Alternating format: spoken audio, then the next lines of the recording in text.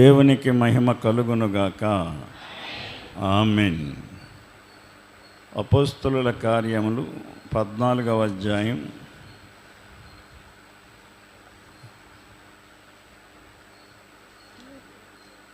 7, 8, 9, 10 వచనాలు చదువుదాం. లుస్త్రలో బలహీన పాదములు గల ఒకడుండెను. అతడు పుట్టినది మొదలుకొని కుంటివాడై ఎన్నడునూ నడువలేక కూర్చుండియుండువాడు. అతడు పౌలు మాటలాడుట వినెను. పౌలు అతని వైపు తేరి చూచి స్వస్థత పొందుటకు అతనికి విశ్వాసముండెనని గ్రహించి, నీ పాదములు మోపి సరిగా నిలువమని బిగ్గరగా చెప్పినప్పుడు అతడు గంతులు వేసి నడువసాగెను. ప్రార్థన. ప్రేమగల తండ్రి, పరిశుద్ధుడా యేసయ్య, మీకు వందనములు, స్తోత్రములు తండ్రి. చదువుబడిన వాక్య భాగమును బట్టి నాతో మాతో అందరితో మాట్లాడమని, మహిమ ఘనత మీరే పొందుకొనమని, వాక్యము మాట్లాడడానికి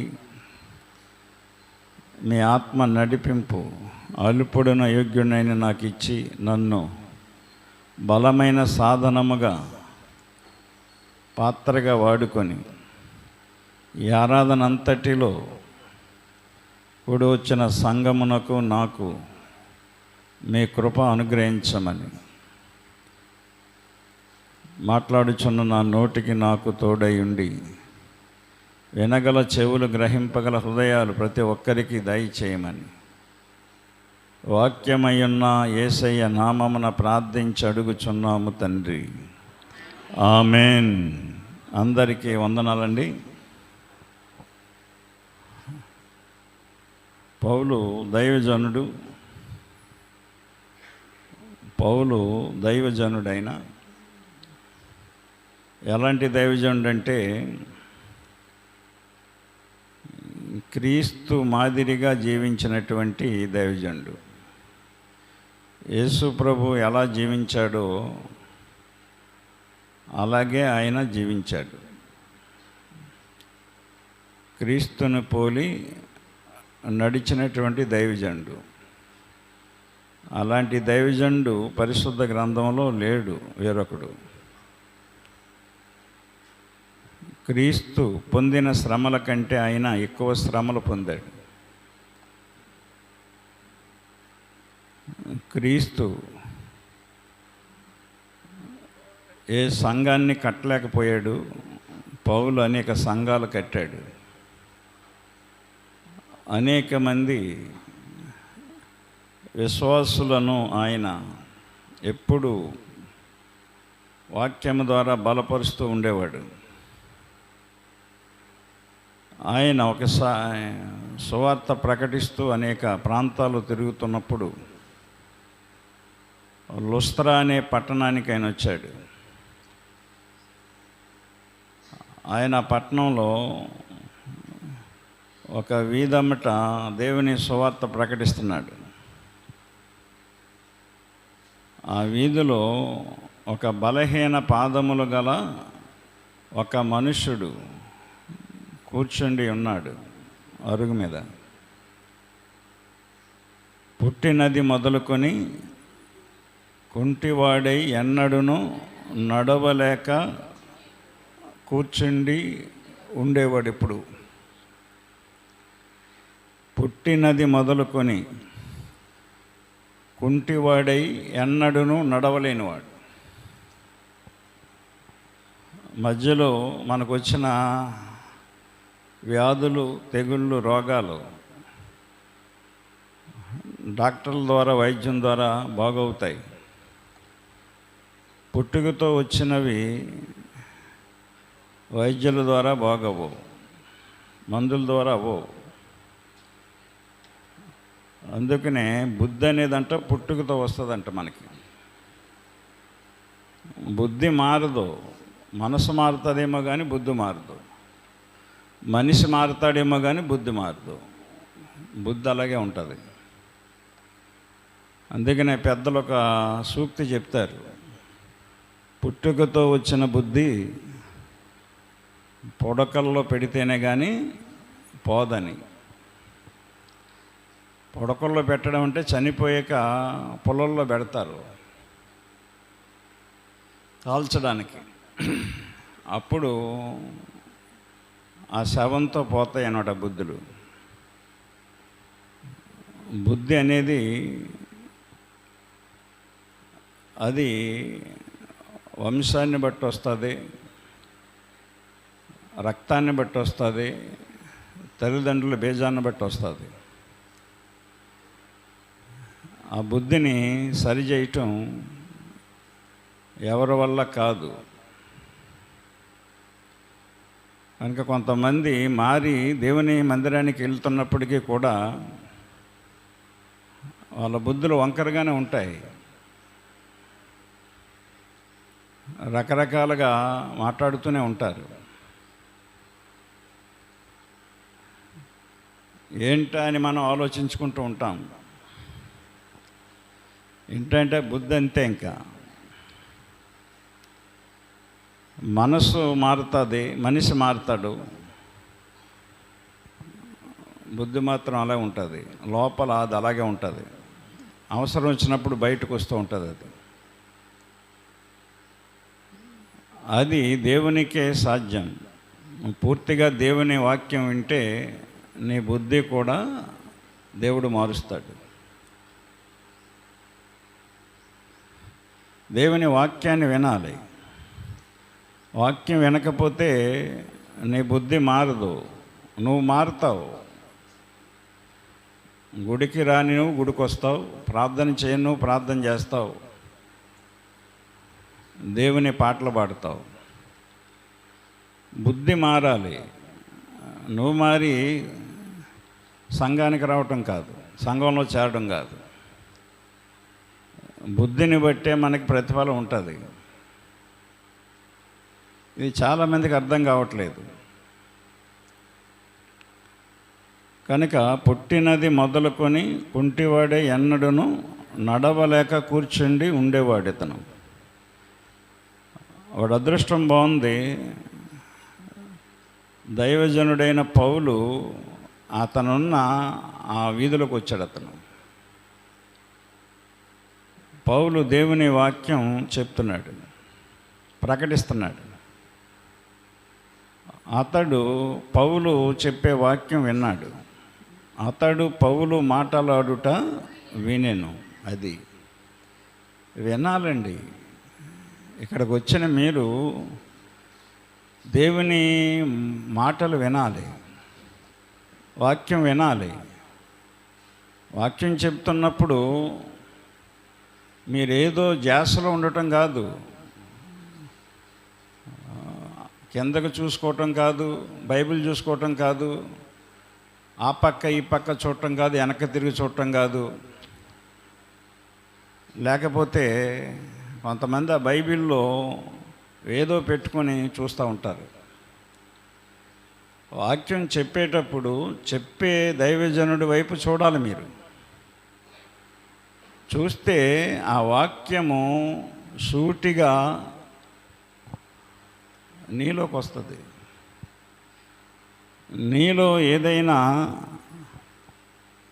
దేవునికి ఇష్టం లేనిది ఉంటే, నీలో వాక్యానికి వ్యతిరేకమైనది ఏదైనా ఉంటే, నీకు ఆ మాట వచ్చి నీలో బాధ పుట్టిస్తుంది, నీకు వేదన పుట్టిస్తుంది. చేత వాక్యం విన్నప్పుడు నీలో ఉన్న అవిధేయత నీకు తెలుస్తుంది. పేతురు గారు వాక్యం చెప్పినప్పుడంట ఆయన మాటలు విని అనేక మంది నొచ్చుకునేవారంట. అపోస్తలుల కార్యాలు 2వ అధ్యాయము 37వ వచనం చదువుదాం. వారి ఈ మాట విని హృదయములో నొచ్చుకొని, గమనించండి సహోదరులారా, మేమేమి చేతుమని పేతురును అపోస్తలుని అడిగారంట ప్రజలు. పేతురు గారు వాక్యం చెప్తే ఆయన కూడా మంచి వక్త, మంచి దైవజనుడు. ఆ మాటలకి వాళ్ళకి బాధ కలిగేది. ఎందుకంటే వాక్యానికి వ్యతిరేకమైన పనులు వారి జీవితంలో, హృదయాల్లో ఉన్నాయి. కనుక ఆ హృదయంలో నొచ్చుకునేవారు. వాక్యాన్ని మనం చూసినప్పుడు, వాక్యం విన్నప్పుడు అది సూటిగా మనతో మాట్లాడుతుంది, మన మన మన హృదయంలోకి వస్తుంది. అది అతడు పౌలు మాట్లాడుట వినేను. ఒక కుంటోడు వాక్యం వింటున్నాడండి. వాడు అనుకోవచ్చు, వాడు కాళ్ళు వస్తాయని అనుకోలేదాడు. కాళ్ళు వస్తాయి, నాకు నడక వస్తుందని వినట్లేదు. పౌలు గారు చెప్పే మాటలో వినాలనిపించింది, వింటున్నాడు ఆయన. కానీ అది దేవుని వాక్యం. ఇది దేవుని వాక్యం. దేవుని వాక్యము మనం వింటే మనకి మేలు కలుగుతుంది. కొంతమంది వినాలని వినరు, కానీ ఏంటని వింటారు. అన్యజనులు అలాగే విని మారు మనసు పొందుతూ ఉంటారు. దేవుని మీద నమ్మకం పెట్టుకుంటూ ఉంటారు. కనుక ఈ కుంటోడు, అతనికి నా కాళ్ళు వస్తాయి అనే ఉద్దేశంతో వింటలేదు అతను. ఎందుకంటే అతనికి తెలియదు. కానీ పౌలు చెప్తుంటే ఆ మాటలు ఎందుకో వినాలనిపించింది. అతనికి విన్నాడు. వింటున్నాడు కాబట్టి పౌలు ఆ కుంటివాని వైపు తేరి చూశాడు. మీరు ఒకటే గుర్తుపెట్టుకోండి, మీలో ఎవరైతే దేవుని వాక్యాన్ని వింటూ ఉంటారో దేవుడు మిమ్మల్ని చూస్తాడు. దేవుడు మీ వైపు తేరి చూస్తాడు. ఆయన పరిశుద్ధాత్మ దేవుడు మిమ్మల్ని తేరి చూస్తాడు. ఎవరిని చూస్తాడు? వాక్యము వినేవారిని. దేవుడు మీ వైపు తేరి చూసినప్పుడు మీకున్న సమస్యలు ఏంటో ఆయనకు అర్థమవుతాయి. మీరు చెప్పనక్కర్లేదు, ప్రార్థన చేయనక్కర్లేదు. వాక్యము వింటే చాలు, గొప్ప కార్యాలు జరుగుతాయి. వాక్యాన్ని ఆసక్తిగా వినాలి, శ్రద్ధగా వినాలి. ఈనాడు వాక్యము వెనకే క్రైస్తవులు పాడైపోతున్నారు. వాక్యము వెనకే యవనస్తులు పాడైపోతున్నారు. వాక్యము వెనకే కుటుంబాలు పాడైపోతున్నాయి. వాక్యము వెనకే భార్యాభర్తలు జీవితాలు పాడైపోతున్నాయి. వాక్యము వెనకే గొడవలు, కలహాలు, కొట్లాట్లు. క్రైస్తవులు కొట్టుకోవటం ఏంటండి? క్రైస్తవ కుటుంబాల్లో గొడవలు ఏంటండి? సంఘాల్లో గొడవలు ఏంటండి? సంఘాలు కొట్టుకుంటున్నాయి. ఈ రోజున కుర్చీలు ఎరగొట్టేసుకుంటున్నాయి, బెంచులు ఎరగొట్టేసుకుంటున్నారు పెద్ద పెద్ద సంఘాల్లో.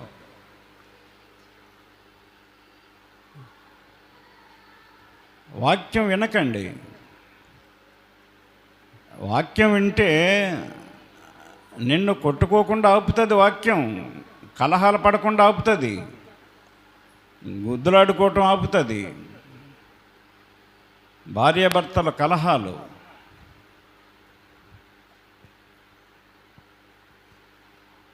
కుటుంబాల్లో కలహాలు, అన్నదమ్ముల్లో కలహాలు, అక్కా చెల్లెల్లో వివాదాలు. క్రైస్తవులే సంఘానికి కలహం. ఒక సంఘ విశ్వాసులంటే ఇంకో సంఘ విశ్వాసులకి పడదు. ఇదంతా ఎందుకు అనుకుంటున్నారు? వాక్యం వినకండి. వాక్యము వెనకొచ్చే తెప్పలు ఇవన్నీ. నువ్వు వాక్యం వింటే దేవుడు నీ వైపు తేరి చూస్తాడండి. పౌల్లో పరిశుద్ధాత్మ ఉంది. పరిశుద్ధాత్మ దేవుడు పౌలు ద్వారా చూస్తున్నాడు. ఆ వీధిలో చాలామంది ఉన్నారు, కానీ పౌలు చూపు, పరిశుద్ధాత్మ యొక్క దృష్టి ఆ కుంటివాడి మీదకి వెళ్ళింది. ఎందుకంట? అతడు మాట వింటున్నాడండి. పౌలు మాట్లాడటం వింటున్నాడు. జక్కయ్య యేసును చూద్దామని పరిగెత్తుకొచ్చాడు. పొట్టిగా ఉండటం బట్టి నాకు వీళ్ళ వెనకాల ఉంటే, మనుషుల వెనకాల ఉంటే నాకు కనపడ్డావు ప్రభు అని తెలివిని ఉపయోగించి, తెలివితేటలు ఉన్నవాడు, పొట్టోడు కాబట్టి తెలివితేటలు ఎక్కువ ఉన్నాయి. పొట్టోళ్ళకి తెలివితేటలు ఎక్కువ ఉంటాయంటారు, నిజమే అది. పొట్టోడు కాబట్టి డబ్బు బాగా సంపాదించాడు, అర్థం తెలివితేటలతో. కొంతమంది పొడుగ్గా ఉంటారు, అర్థమైందా? పొడుగ్గా ఉన్నా పొట్టుగా ఉన్నా దేవుని యందు భక్తి ఉండాలి. ఆ రోజున అనిపించింది, యేసు ఎవరో చూడాలనే కోరిక అతనిలోకి వచ్చింది. తన డబ్బులు చీట్లు ఇచ్చాడు, వసూలు చేసుకోవటం మానేశాడు. రేపు వసూలు చేసుకోవచ్చులే, యేసులో ఈ దారిని వస్తున్నాడు అంటే వాళ్ళందరూ వెళ్తున్నారని చెప్పేసి వాళ్ళందరికంటే ముందుగా పరిగెత్తుకెళ్ళి మేడి చెట్టు ఎక్కి కూర్చున్నాడు. ఆ చెట్టు కొమ్మల్లోంచి చూస్తున్నాడు ఆసక్తిగా, ప్రభు వచ్చే త్రవమ్మట. మిగిలిన వాళ్ళందరూ తీరిబడిగా నడుచుకుంటూ వెళ్ళి దారి పొడుగున నిలబడ్డారు. మనం ముందుకు వస్తే చూద్దాంలే అని చెప్పేసి అలా ఉన్నారు. ఎవరు కూడా ఆసక్తిగా చూపించట్లేదు. యేసు ప్రభు దారి వచ్చి జక్కయ్య ఉన్న చోటుకు వచ్చి కన్నులెత్తి జక్కయ్యను చూశాడు. అది అర్థమైందా?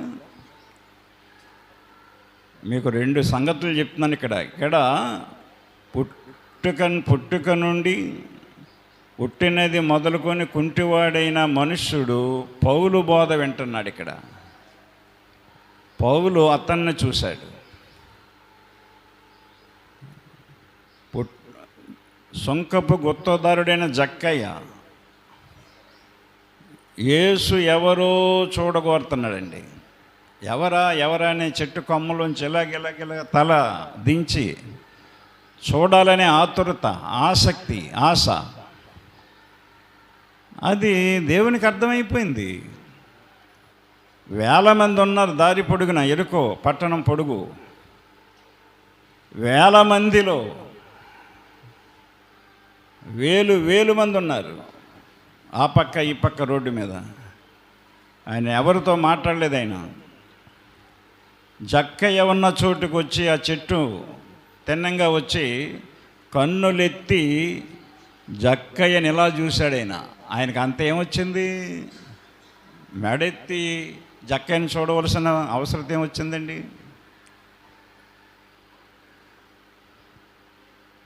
జక్కయ్య యేసు ఎవరో చూడాలనే కోరికతో పరిగెత్తుకొచ్చాడు. మిగిలిన వాళ్ళందరూ వాళ్ళ అవసరాల కోసం పరిగెత్తుకొచ్చారు అక్కడికి. జక్కయ్య త్వరగా దిగు అన్నాడు ఆయన. జక్కయ్యని చూశాడు, జక్కయ్యతో మాట్లాడాడు, జక్కయ్యతో ఇంటికి వెళ్ళాడు. జక్కయ్య ఇంట్లో ఉన్న పాపపు ధనమంతా కూడా పోగొట్టాడు. జక్కయ్య ఇంటికి రక్షణ ఇచ్చి వెళ్ళాడు. దేవుడు నిన్ను చూస్తే, పరిశుద్ధాత్మ దేవుడు నీ వైపు చూస్తే నీకున్న కష్టాలన్నీ తీరుస్తాడు ఆయన. నువ్వు తీర్చుకోలేవు. నీకున్న బలహీనతలన్నీ తీరుస్తాడు. నీకున్న వ్యాధి ఎటువంటిదైనా సరే పోద్ది.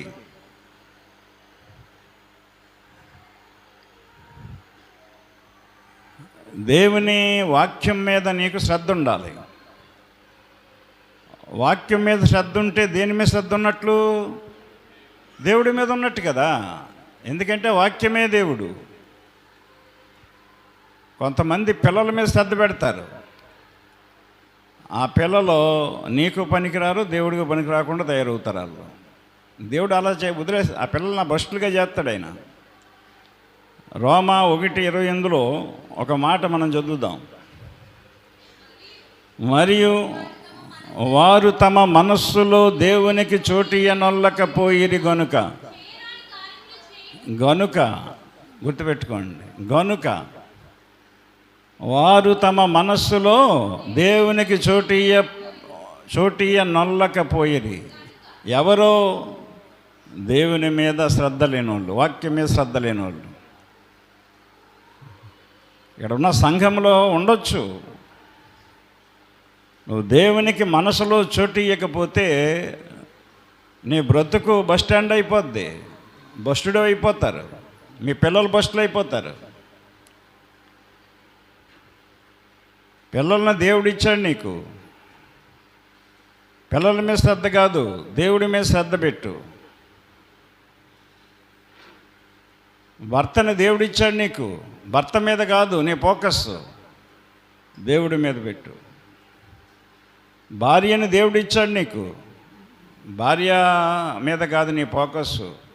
నా భార్య చాలా అందంగా ఉంది, చాలా బాగుంది, నాకు అన్నీ ఉనిసి పెడుతుంది, నాకు అన్నీ చూసి పెడుతుంది. దేవుడు, ప్రభువా ఇంత చక్కటి భార్యను నాకు ఇచ్చావు, చక్కగా వండి పెడుతుంది, నా అవసరాలన్నీ తను తెలుసుకుని తీరుస్తుంది.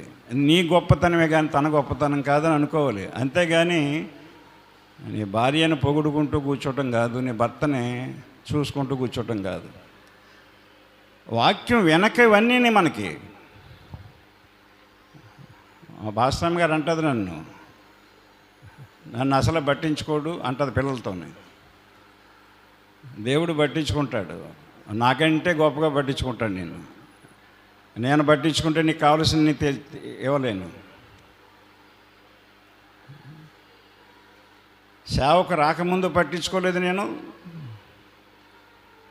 ఆవిడ్ని, సేవకు వచ్చాక పట్టించుకోవట్లేదు. దేవుణ్ణి, వాక్యాన్ని పట్టించుకుంటున్నాను, వాక్యం ఎక్కువ పట్టించుకుంటాను నేను. వాక్యం విషయంలో ఎవరినైనా సరే ఊరుకునేది లేదు, సమస్య లేదు. ఇంకా అర్థమైందా? వాక్యం అండి, దేవుడు మనకి మూలం. దేవుని వల్ల మనం ఉన్నాం అని అంటాం. మరి దేవునికి మొదటి ప్రాధాన్యత ఎందుకు ఇవ్వట్లేదు మనం? అందుకనే మనం అడుగంటిపోవటం. కొంత కలిగేటప్పటికి నీ బుద్ధి మారిపోతూ ఉంటుంది, నీ మనసు గుడికొస్తుంది, నీ బుద్ధి వేరేగా ఉంటుంది. అర్థమైందా? బుద్ధిమంతులుగా ఉండాలి మనం, బుద్ధి మారకూడదు.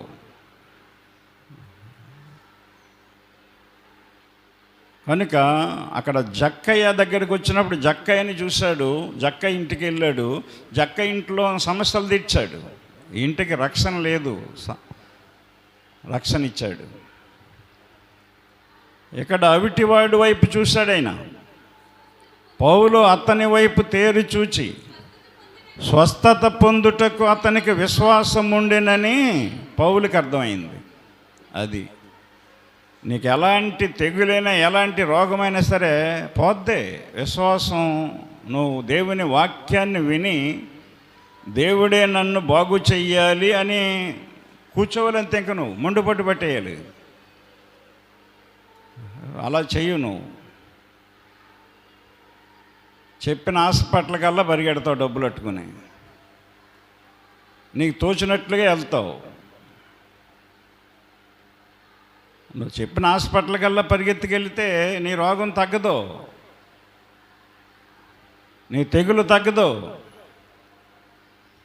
నీకు శరీరం ఇచ్చిన దేవుడైనా నీ శరీరంలో ఏ లోపముందో తెలుసు ఆయనకి.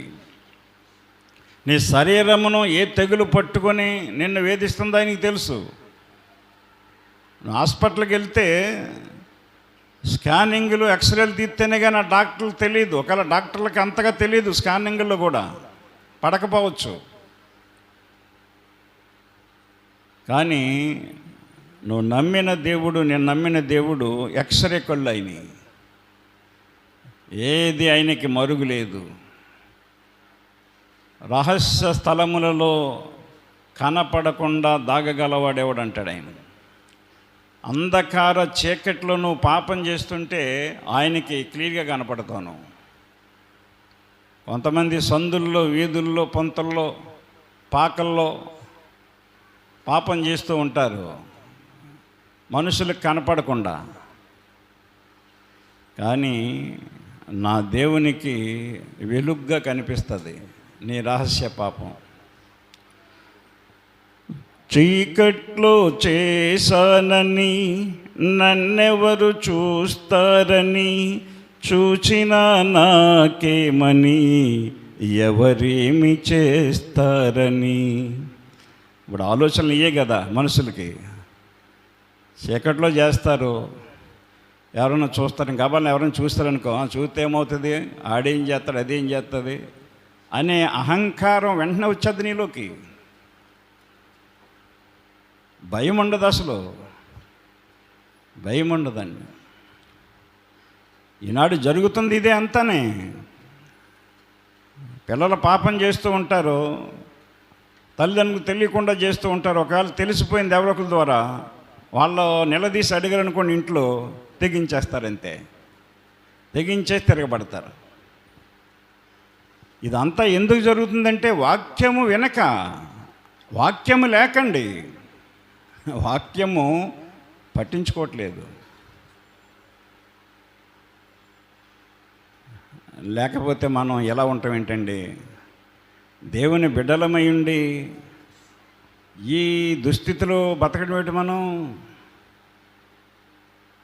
దేవుని బిడ్డలైన ఇశ్రాయేలు కష్టాలు ఎప్పుడు వచ్చాయంటే, వాళ్ళు దేవుణ్ణి మర్చిపోయినప్పుడు కష్టాలు వచ్చాయి వాళ్ళకి. దేవుణ్ణి పట్టించుకోనప్పుడు కష్టాలు వచ్చాయి. అంతవరకు కష్టాలు రాలేదు వాళ్ళకి.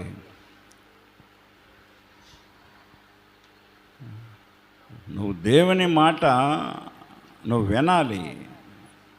వినాలండి. కొంతమంది వింటున్నట్టు నటిస్తారంతే, వాళ్ళ జీవితాల్లో వాక్యం కనపడదు ఎక్కడని. నీ నటన జీవితం ఆయనకు అక్కర్లేదండి, నకిలీ జీవితం, నకిలీ భక్తి ఆయనకు అక్కర్లేదు. నకిలీ వస్తువునే కొనవు నువ్వు, నకిలీ కూరగాయలనే కొనవు. నీ బతుకు మరి నకిలీగా పెట్టుకుంటే ఎలాగండి? నకిలీ మాటలన్నీ స్థిరం ఉండవు, మాటలో ఖచ్చితం ఉండదు. నువ్వు మాట మార్చినంత స్పీడ్గా నీ జీవితం మారిపోద్ది అనుకుంటున్నారు చాలామంది. మీరు అనుకున్నంత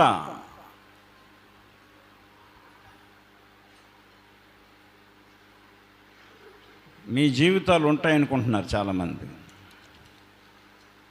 దేవుడు అన్నీ చూస్తాడు ప్రియులారా, దేవుడు అన్నీ చూస్తాడండి. దేవుని మాట ఈరోజు మనకు వచ్చే మాట మనం వినాలి. కనుక ఈరోజు దేవుని సన్నిధికి రావాలి మనం. ఆదివారం రాని వారికి మాటలు అర్థం కావు. ఇప్పుడు ఆరాధనకు రాని వారికి ఈ వాక్యం అర్థం కాదు. దేవుడు ఎప్పుడేం మాట్లాడతాడో నీకు తెలీదు. అందుకనే ఆదివారం దేవుని మందిరానికి రావటానికి మనం జ్ఞాపకం ఉంచుకోవాలి. 6 దినములు కష్టపడి నీ పనంతయు మీరు చేయవలెను అంటాడు ఆయన. 7వ దినము నీ దేవుడైన యెహోవాకు విశ్రాంతి దినము.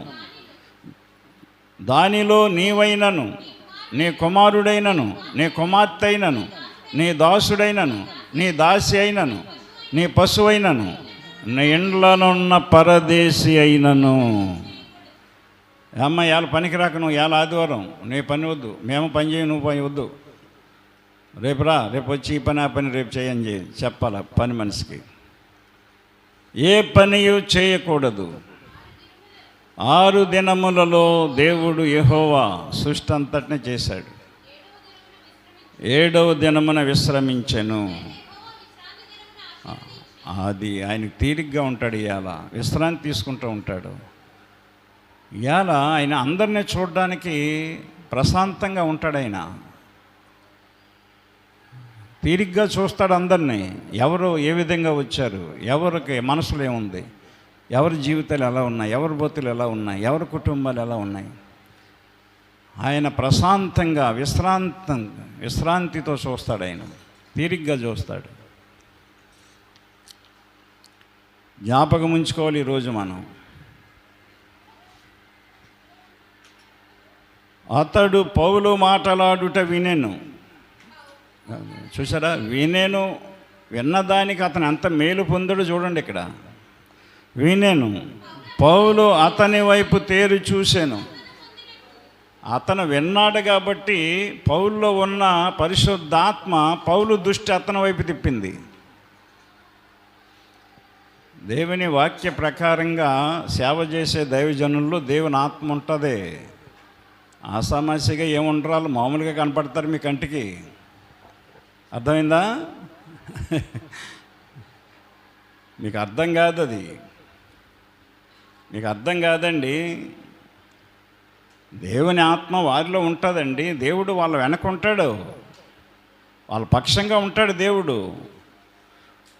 దేవుడు వారి ద్వారా వాళ్ళ దృష్టి ఎవరి వైపు తిప్పుతాడు. పౌలులో ఉన్న పరిశుద్ధాత్మ దేవుడు ఆ కుంటివాడి వైపు దృష్టి తిప్పాడు. ఆయన పౌలు అతనిని తేరి చూచి స్వస్థత పొందుటకు ఇతనికి విశ్వాసముండెనని గ్రహించాడండి. చూడండి, విశ్వాసం. పౌలు చెప్పే మాటలు విన్న అతనిలో ఒక్కసారి వింటేనే విశ్వాసం వచ్చేసింది ఆ కుంటోడికి. మరి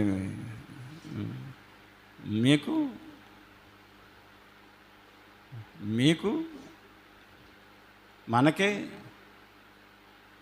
ఎన్ని వారాల నుంచి వింటున్నా, ఎన్ని సంవత్సరాల నుంచి వింటున్నాం. ఎంత చెప్పినా అదే ప్రకారంగా నడుస్తున్నారు తప్ప మారట్లేదు కదా.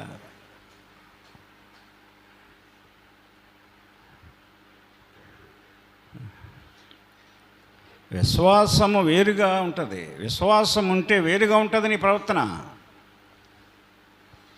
వాక్యం వింటున్నా, దైవజనుల మాటలు వింటున్నా విశ్వాసం రావట్లేదు.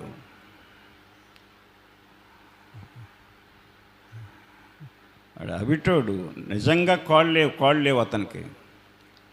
కానీ మనకి కాళ్ళుండి నడకలేదు. మనకి కాళ్ళుండి నడకలేవు, కుంటోళ్ళు. మనం దేవుని సన్నిధికి రాలేకపోతున్నాం. చెవులుండి మందమైపోయాయి, దేవుని మాట వినబడతలేదు ఈనాటి క్రైస్తవులకి. కాళ్ళుండి అవిటోళ్ళు, ఆత్మ సంబంధమైన కాళ్ళు పడిపోయాయి, ఆత్మ సంబంధమైన కాళ్ళు ఇరిగిపోయాయి. శరీర సంబంధంగా ఉన్నాయి. నువ్వు పొలం వెళ్ళాలంటే కాళ్ళు పరిగెడుతున్నాయి, ప్రయాణం వెళ్ళాలంటే పరిగెడుతున్నాయి, ఫంక్షన్కి వెళ్ళాలంటే పరిగెడుతున్నాయి, సినిమాకి వెళ్ళాలంటే పరిగెడుతున్నాయి, షికార్లకి వెళ్ళాలంటే పరిగెడుతున్నాయి, చుట్టాలింటికి వెళ్ళాలంటే పరిగెడుతున్నాయి, స్నేహితులింటికి వెళ్ళాలంటే పరిగెడుతున్నాయి.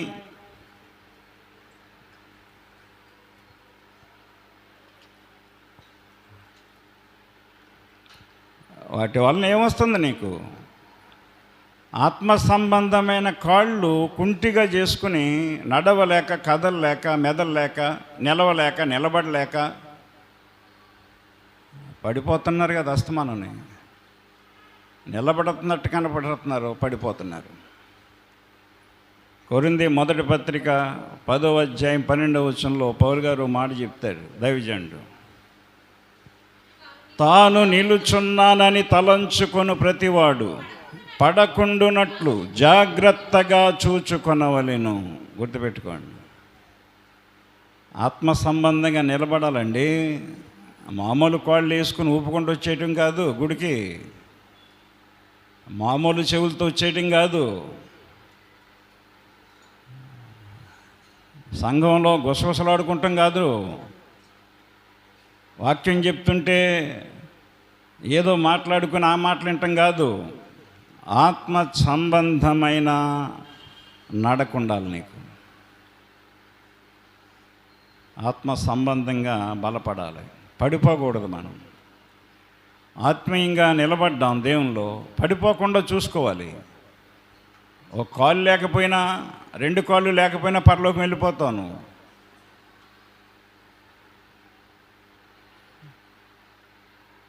చేతులు లేకపోయినా పరలోకం వెళ్ళిపోతావు. గుడ్డోడు అయినా వెళ్ళిపోతావు. ఎందుకంటే పరలోకానికి దారి నీ కళ్ళు ఈ బాహ్య నేత్రాలు చూపించవు, నీకు ఆత్మ నేత్రాలు తీసుకెళ్తాయి.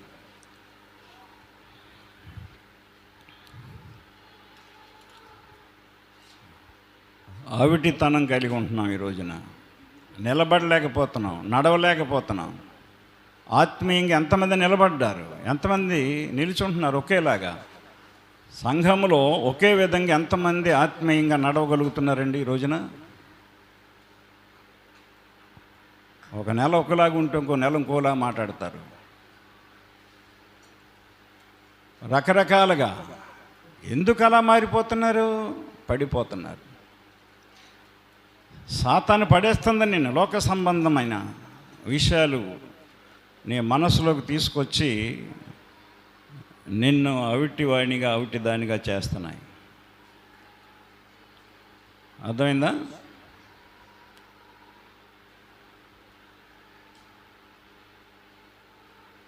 దేవుని వాక్యాన్ని జాగ్రత్తగా వినాలి మనం. పౌలు అతని వైపు తేరి చూచి స్వస్థత పొందుటకు అతనికి విశ్వాసం ఉండెనని గ్రహించాడు. ప్రియులారా, గ్రహించాడు.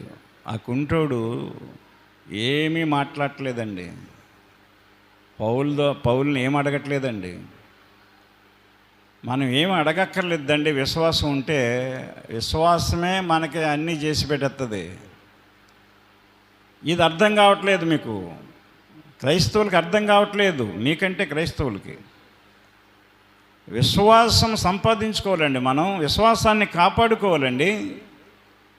అది కాపాడుకోకుండా మిగిలినవన్నీ కాపాడుకుంటూ ఉంటాం మనం.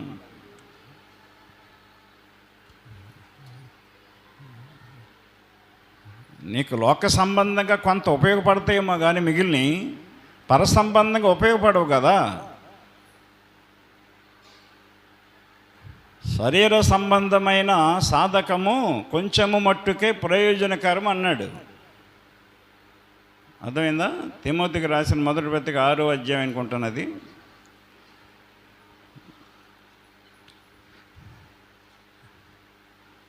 శరీర సంబంధమైన సాధకము ఎంతది? 4:8. మొదటి తిమోతి పత్రిక 4:8 బైబిల్లో చూసుకోండి. శరీర సంబంధమైన సాధకము కొంచెము మట్టుకే ప్రయోజనకరమై ఉన్నది.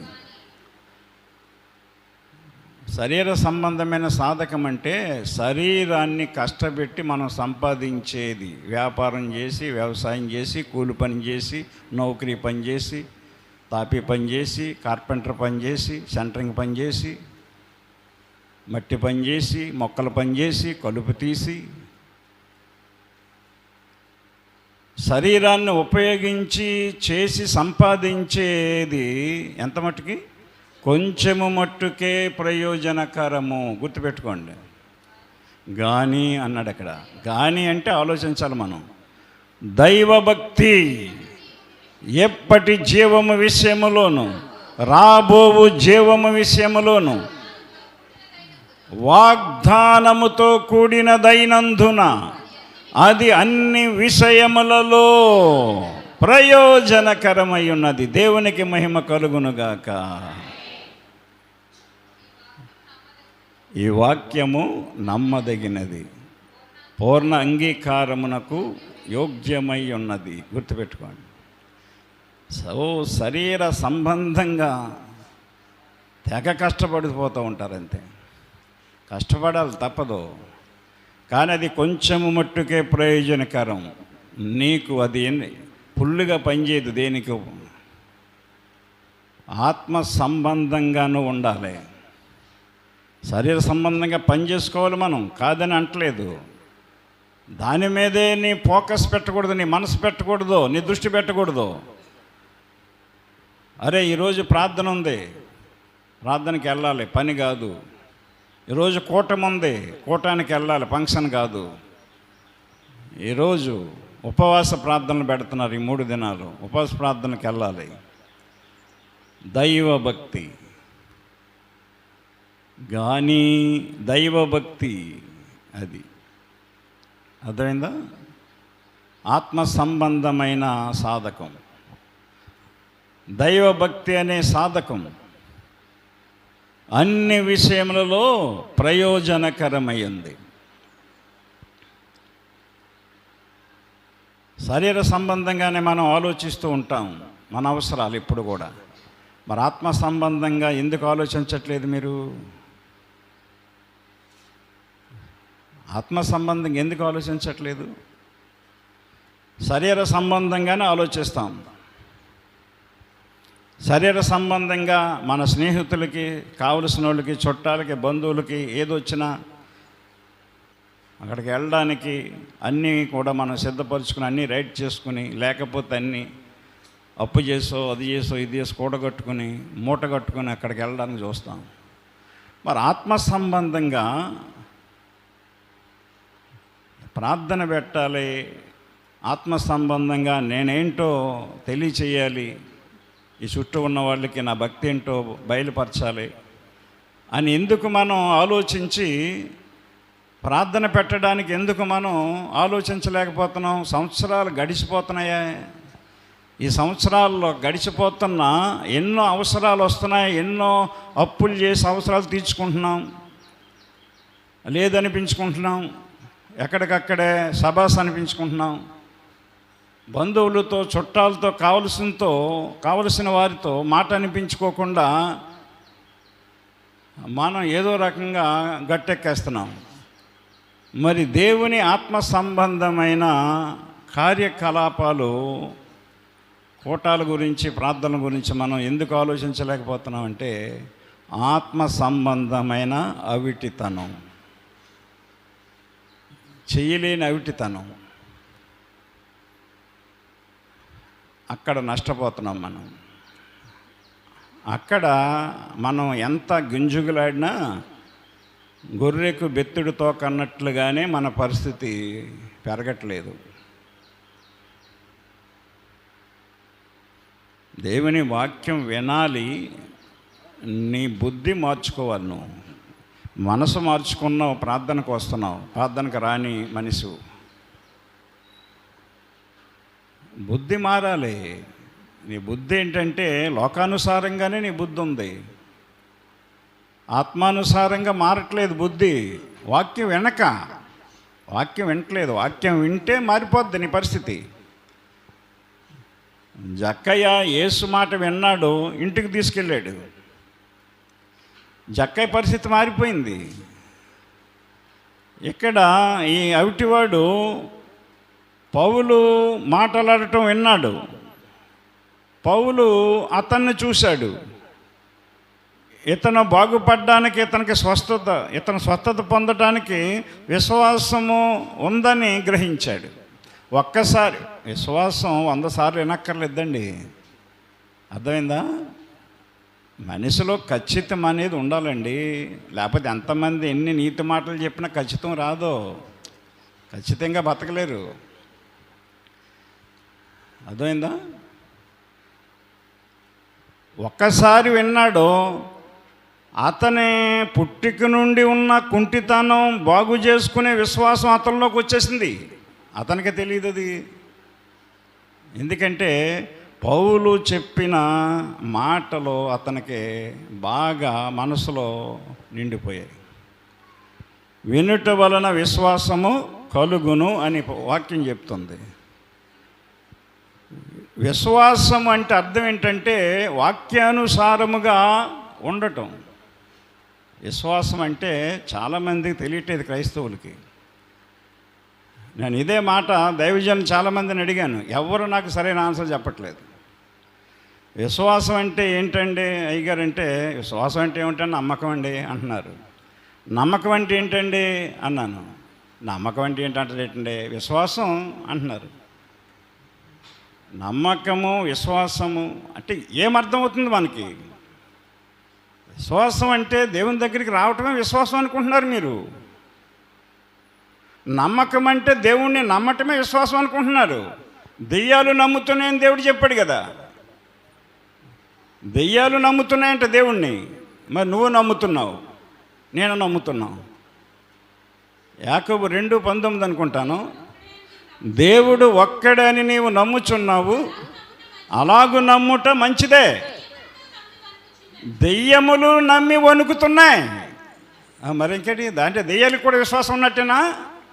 అంతే కదా. మరి అంటే ఏంటి, దెయ్యాలు దేవుడు చెప్పినట్లు చెయ్యు.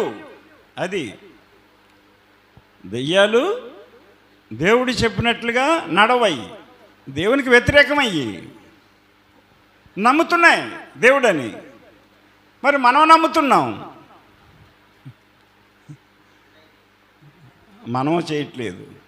అది విశ్వాసము అంటే దేవుడు చెప్పిన మాట ప్రకారంగా బ్రతకడం. ఉందా బ్రతుకు మనకి ఈ రోజున? ఉందని గుండెల మీద చేసుకుని చెప్పగలమా? ఏ లుసుకు ఏ లోపం లేదు నాకని చెప్పగలమా? దేవుని వాక్యం వెనక విశ్వాసం రావట్లేదు నీకు. ఇప్పుడు కుంటోడిని బాగు చేశాడని వింటాం మనం. అరే కుంటితనమే తీసేశాడు, నాకున్న బాధలో తీయటం పెద్ద ఏంటి ఆయన, కానీ నమ్మకం రాదు నీకు. ఎందుకంటే వినవు. ఆత్మతో వింటలేదు, నువ్వు చెవులతో వింటున్నావు. ఈ చెవు అంటే వింటున్నావు, బుర్రలోకి వస్తుంది, చెవు అంటే పోతుంది. బుర్రలో పెట్టుకుని చెప్తున్నావు నువ్వు అన్నీ ఎదటోళ్ళకి. బుర్రలో పెట్టుకుని చెప్తున్నావు, ఎక్కడి నుంచి రావట్లేదు నీకు. ఎక్కడి నుంచి వస్తే నీ పరిస్థితి, నీ తీరు, నీ తెన్ను వేరుగా ఉంటుంది. ఇక్కడ దావీదు ఎక్కడ పెట్టుకున్నాడో 119:11 కీర్తన, 119వ కీర్తన 11వ వచనం. నీ ఎదుట నేను పాపము చేయకుండునట్లు నా హృదయములో నీ వాక్యమును ఉంచుకొని ఉన్నాను. ఎక్కడ ఉంచుకోవాలి వాక్యం? ఎక్కడ ఉండాలి? పాపం ఎక్కడ ఉంటుంది? హృదయంలో ఉంటుంది. అర్థమైందా? యోబు గారు అంటారు, నా హృదయములో నేను పాపమును లక్ష్యము చేసిన ఎడల ప్రభువు నా మనవి వినకపోవును అని. పాపం కూడా హృదయంలో ఉంటుంది, చెడుతనం కూడా హృదయంలో ఉంటుందండి. తెలుసా మీకు? ఆ మాట తెలీదా? మార్కు 7:21 చదవండి. లోపల నుండి అనగా మనుష్యుని హృదయములో నుండి దురాలోచనలు, జారత్వములు, దొంగతనములు, నరహత్యలు, వ్యభిచారములు, లోభములు, చెడుతనములు, కృత్రిమము, కామ వికారము, మత్సరము, దేవదూషణ, అహంభావము, అవివేకమును వచ్చును. ఈ చెడ్డవన్నీ లోపలి నుండియే బయటికి వస్తాయి. అది మనుషుని చెడ్డగా చేస్తున్నాయి.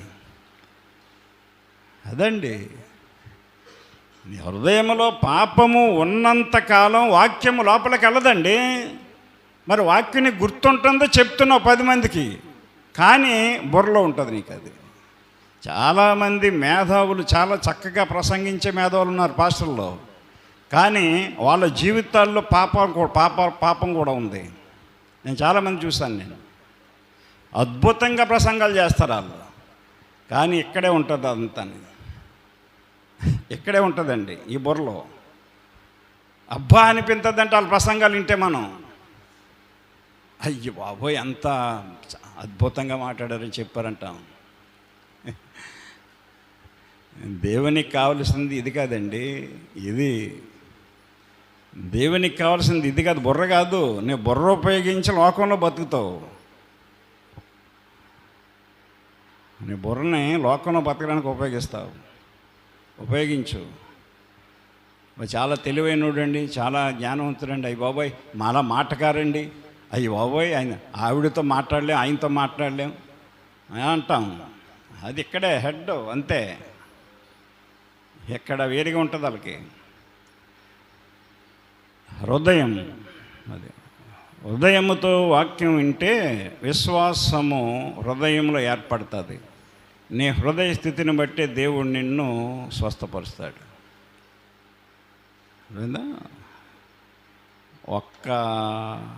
ఒక్క ప్రసంగం విన్నాడండి ఆ కుంటుడు. పౌలు అతని వైపు తేరు చూశాడు. స్వస్థత పొందటానికి అతనికి విశ్వాసం ఉండినని గ్రహించాడు. వెంటనే ఆ కుంటివాడు పౌలుని అడగట్లేదు. ఎందుకంటే వాడికి నేను బాగవ్వాలనేది లేదు. ఎందుకంటే వాడికి అలవాటైపోయింది చిన్నప్పటి నుంచి. ఇది నా బతుకు ఇంతే. దాని గురించి మర్చిపోయాడు. అవిటితనం గురించి అతను అవిటితనం గురించి మర్చిపోయాడు. అది అలవాటైపోయింది. ఇంకా నేను కుంటోండి, ఇంకా నా బతుకంత ఇంతే అనేది ఫిక్స్ అయిపోయాడు. అతని అదృష్టం బాగుండి పౌలు గారు ఆ ఏరియాకు వచ్చాడు. పౌలు గారు ప్రసంగం అతని చెవిలో పడింది. చెవిలోంచి హృదయంలోకి వెళ్ళింది. విన్నాడు, నమ్మాడు, విశ్వాసం ఉంచాడు. పౌలు అతన్ని చూశాడు. స్వస్థత పొందుటకు అతనికి విశ్వాసం ఉండినని గ్రహించి పౌలు గారు ఏం చెప్పాడు చూడండి. వాడు అడగకుండానే చెప్తున్నాడు. నీ పాదములు మోపి సరిగా నిలువమని బిగ్గరగా చెప్పినప్పుడు అతడు గంతులు వేసి నడవసాగాను. గమనించండి, నీ పాదములు మోపి సరిగా నిలువమని పౌలు బిగ్గరగా చెప్పినప్పుడు వాడేమనాలి? నేను నడవలేనండి అయ్యా, నేను లేవలేనండి అయ్యా, నేను పుట్టుకతో నాకు కాళ్ళు లేవండి అని అనాలి. కానీ వాడు అనలేదు. ఎందుకంటే అదే విశ్వాసం. వాడు ఇప్పటి నుంచి అలాగే ఉన్నాడు కాబట్టి ఆ మాటే చెప్పాలి పౌలుకి. కానీ చెప్పలేదు. అది విశ్వాసం, అది నమ్మకం. అర్థమైందా? విశ్వాసం ఉన్నవాళ్ళు చెప్పరండి. అలాంటి దైవజనుడు చెప్పినట్లు చేస్తారండి. ఎదురు చెప్పరండి దైవజనులకి. విశ్వాసం ఉన్నవాళ్ళు ఎదురు చెప్పరు, మాటకి మాట చెప్పరు. దైవజనుడికి చెప్పారు, వాళ్ళ అవసరాలు గుర్తించి దైవజనులు ఇలాగ ఉండండి అమ్మ, ఇలా చేయండి అమ్మ అంటే అలాగేనండి అయ్యారు, అలాగే ఉంటామండి అంటారు. అలాగా దడ్డిని అయ్యారు బాబు, అలా మేము ఉంటున్నామండి బాబు, అయినా మా బతుకులు ఇలా ఇలా చెప్తారని దేశ సాకులు చెప్తూ ఉంటారు. విశ్వాసం ఉంటే అలా చెప్పం మనం. టేకయ్య గారు ఏది చెప్పినా సరే అలాగండి అయ్యగారని, అలాగండి అయ్యగారని ఊపు వచ్చేయటం అలవాటు మాకు. ఎప్పుడు కూడా లేదండి బాబు ఇలా ఉంటుందండి మాకు అక్కడ ఇలాంటి పరిస్థితుల్లో ఉన్నాయండి ఎప్పుడు వాళ్ళకి చెప్పలేదు మేము. ఇక్కడ మా పరిస్థితులు మేమే ప్రార్థన చేసి ప్రభు ద్వారా చక్కబెట్టుకున్నాం. కానీ వాళ్ళకి ఏ విధమైన కష్టం గురించి నష్టం గురించి మేము ఎప్పుడు చెప్పలేదు అక్కడ ఆ దైవజనులకి. ఇక్కడ ఈ కుంట్రోడు ఏం చెప్పాలి? నేను పుట్టుకతోనే నేను నడవలేనండి, నేను నిలబడలేనండి, నడవలేనండి, నన్ను నిలబడమంటారు ఏంటండి అనలేదు. పౌలు చెప్పగానే అతనిలో విశ్వాసం అతన్ని లేపేసింది. గమనించండి, అతను నోరు మూసేసింది పౌలుకి ఎదురు చెప్పకుండా. నీ పాదములు మోపి సరిగ్గా నిలువమని బిగ్గరగా పౌలు చెప్పినప్పుడు అతడు గంతులు వేసి నడవసాగెను. దేవునికి మహిమ కలుగునుగాక. దైవజనుడు చెప్పినట్లు చేస్తే మీకున్నాయి పోతాయి. మీరు ఒకటి చెప్తాడు దైవజనుడు, మీరు 4 చెప్తారు, తిరిగి 4 చెప్తారు. లోకస్తులతో మాట్లాడుకున్నట్టు లోకస్తులు చెప్పినట్టు చెప్తారు. చెప్పింది చెయ్యాలి మీరు. దైవజనులు వాక్యమే చెప్తారు మీకు. ఒకవేళ ఏదైనా మీకు కావలసింది చెప్పినప్పుడు వాక్య సందర్భమైందే చెప్తారు మీకు. అతడు గంతులు వేసి నడవసాగెను. జనసమూహములు పౌలు చేసిన దానిని చూచి లుకయోనియా భాషలో దేవతలు మనుష్య రూపము దాల్చి మన యొద్దకు దిగి వచ్చి ఉన్నారని కేకలు వేసిరి. చాలమ్మా, అది దేవతలే దిగొచ్చేసాయి అని చెప్పేసి పౌలుని బర్నబాను చూసి దేవతలు అనుకుని, లేకపోతే ఇది మనుషులకి అసాధ్యమే కదా, ఆ కుంటోడిని నడిపించారంటే దేవతలు అని చెప్పేసి కేకలు వేసి వాళ్ళని పొగిడారు. నా ప్రియ సహోదరుడా, సహోదరి, ఈ రోజున ఈనాడు మనలో ఏ అవిటితనం లేదని మనం అనుకుంటున్నాం. ఆత్మ సంబంధంగా అవిటితనం కలిగి ఉంటున్నారు క్రైస్తవులు. ప్రార్థన లేని అవిటితనం, ప్రార్థనకి రాని అవిటితనం, ప్రార్థన చెయ్యలేని అవిటితనం, ఆత్మ సంబంధంగా దేవుని పనులు చేయలేని అవిటితనం, దేవుని పనులు చేయలేని అవిటితనం. నేను ఇది ఏ పని చేయగలను, ఏం చేయగలనని అనుకొని యోచించుకొని వచ్చి దేవునికి పరిచర్య చేయాలి. మందిరంలో పనులు ఆదివారం వచ్చేసరికి ప్రార్థనలు ఉంటాయి, శనివారం వచ్చేసరికి ప్రార్థనలు ఉంటాయి, బుధవారం ప్రార్థనలు ఉంటాయి, శుక్రవారం ప్రార్థనలు ఉంటాయి. నేను ఏం చేయగలనని ఆలోచించుకొని దేవుని మందిరానికి వచ్చి నువ్వు చెయ్యాలంటే ఆత్మ సంబంధమైన కాళ్ళు, ఆత్మ సంబంధమైన ఆలోచన నీకు ఉండాలి. అది అవిటితనం పోవట్లేదు. ఎప్పుడు కూడా చెయ్యలేని దుర్దశలోనే, భ్రష్టస్థితిలోనే ఉంటున్నారు.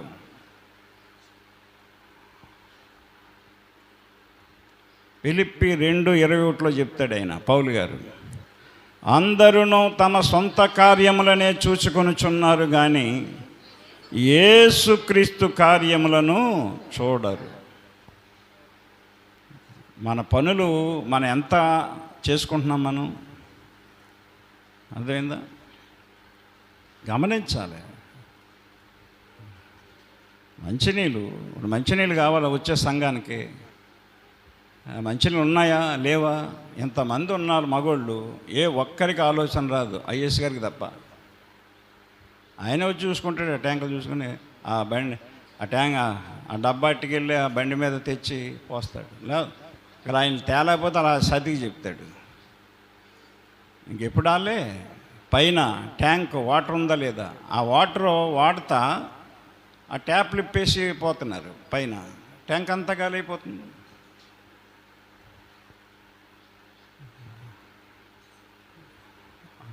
వస్తారు, అది ఉందో లేదో చూసుకోవాలి, మోటార్ వేసుకోవాలి, పైన పట్టుకోవాలి. దేవుని పని పరిచర్య తొడాలి. పైనుంచి మందిరం శుభ్రంగా బరకాలు వేయాలి, కుర్చీలు వేయాలి. నిజంగా కుంటోళ్ళు అయితే చేయలేరు. ఎలాగ చేయలేరు వాళ్ళు? ఆత్మ సంబంధమైన అవిటితనం, శరీర సంబంధమైన పనులు పరిగెత్తెత్తున్నాం మనం. అదే ఫిలిప్పీ 4 కూడా చెప్తాడు ఆయన, 2:4, మీలో ప్రతివాడును తమ సొంత కార్యములనే గాక ఇతరుల కార్యములను కూడా చూడాలి. సంఘ అవసరాలు, సంఘ అక్కర్లు అన్నీ ఏర్పాటు చేశాడు దేవుడు మనకి. అవన్నీ రెడీ చేసుకోవాలి. వచ్చి మీరు దేవుని సేవకులుగా, మా అబ్బాయి కాదు, వినోద్ ఉన్నాడు. వినోద్ ఉన్నంతకాలం వస్తాడు ఇక్కడ సర్దడానికి. తర్వాత సాయంత్రం అయింది, చర్చి తరిదేది ఉంటుంది అని ఆలోచన ఏ యవనస్తుడికి కానీ, ఏ పెద్దతనికి కానీ, ఎవరైనా పెద్దోళ్ళని చేయొచ్చు వచ్చి యవనస్తులు, ఎవరికి ఆలోచన రాదు. ఒక్కోసారి నేనే వేసుకుంటూ ఉంటాను, ఒకసారి సీన్ వస్తూ ఉంటాడు, నాని ఫోన్ చేసి చెప్తే. సౌండ్ సిస్టమ్ ఇవన్నీ కూడా నేర్చుకోవాలి, ఆపరేట్ చేయటం, పెట్టుకోవటం. అవిటితనం కలిగి ఉండకూడదు. మనం వాక్యము వెనక మనకి ఏం చేయాలో అర్థం కావట్లేదు. ఆత్మ సంబంధమైన అవిటితనం. ఆ కుంటివాడు ఒక్కసారి వాక్యం విన్నాడు, పుట్టుకతో నుంచున్న అవిటితనాన్ని పోగొట్టుకున్నాడు. మనం కూడా మనలో ఉన్న అవిటితనాన్ని తీసేసుకొని దేవునికి ఉపయోగపడదాం.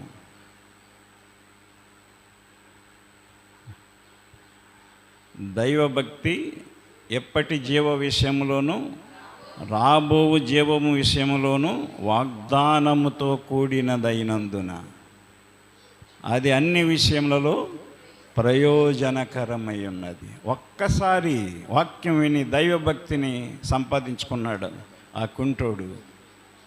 నడక తెచ్చుకొని గొంతులు వేసుకుంటూ వాళ్ళ వెనకాల పరిగెత్తాడు. దేవుడి మాటలు దీవించునుగాక. ఆమేన్. ప్రార్థన చేసుకుందాం. ప్రేమ కలిగిన తండ్రి, పరిశుద్ధుడా యేసయ్య, మీకు వందనములు, స్తోత్రములు తండ్రి. ఎత్తబడిన వాక్యము నూరంతలుగా వినిన ప్రతి హృదయములో ఫలింపచేయండి. వాక్యమై ఉన్న యేసయ్య నామమున ప్రార్థించి అడుగుచున్నాం తండ్రి. ఆమేన్. అందరికీ వందనాలు.